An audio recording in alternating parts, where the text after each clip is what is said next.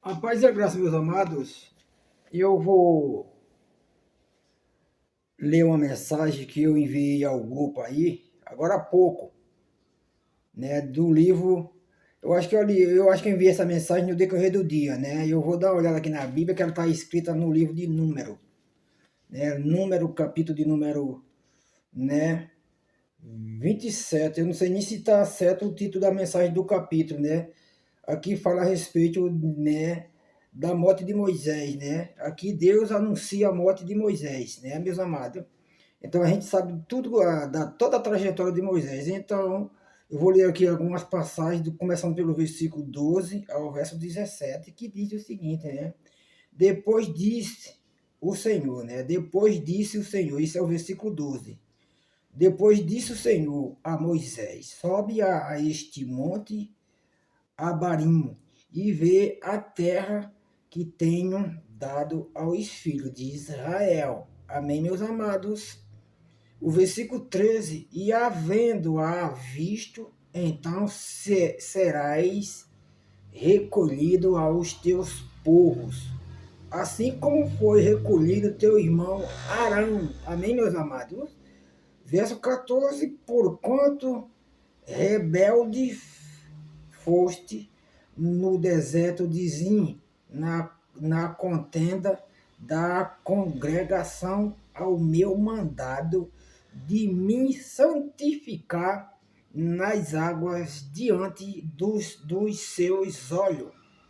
Estas são as águas de Meriba, de Cadem, no deserto de Zim. Amém? O versículo 15, ele fala, né? Então falou Moisés ao Senhor, né, dizendo, versículo 16, Senhor, né? Versículo 15, recapitulando o mesmo, então falou Moisés ao Senhor, dizendo, verso 16, ó Senhor Deus dos espíritos de toda a carne, ponha um homem sobre esta congregação, que saia diante deles e que entre diante deles e que os faça sair e que os faça entrar, para que a congregação do Senhor não seja como ovelhas que não têm pastor, amados. Amém. Livro de Número, capítulo de número 27, a partir do versículo 12 ao verso 17. Amém, meus amados? A gente está num evangelho que a gente só vai para frente. A gente não torna a voltar atrás para pegar a mensagem que já foi lida, né, e ouvida. A gente acha que lendo um versículo uma vez e não lê mais, a gente já passou a conhecer aquilo que se encontra naquele versículo e você não conhece. Eu conheço muitas mensagens porque eu leio um versículo só, eu leio diversas vezes e vezes. E se eu for contar as mensagens que estão comigo na minha cabeça, se eu for contar as vezes, eu acho que eu não consigo. Eu acho que não tem, vai longe. Amém. Amados, no livro de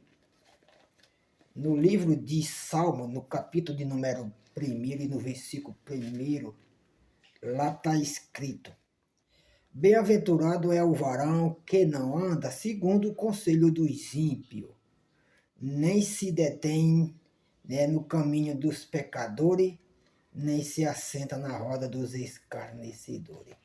Bem-aventurado, meus amados, é o varão que não anda segundo o conselho dos ímpios, nem se detém nos caminhos dos pecadores, nem se assenta na roda dos escarnecedores. São mensagens como essas, lá no livro de Isaías, no capítulo 30, versículo 1. Ai dos filhos rebeldes, diz o Senhor, que tomaram conselho, mas não de mim, e que se cobriram com uma cobertura, mas não do meu espírito, para acrescentarem pecado a pecado. Então, meus amados, que cobertura é essa que está acrescentando pecado a pecado? Né? Porque a gente, quando se batiza, a gente recebeu uma nova cobertura.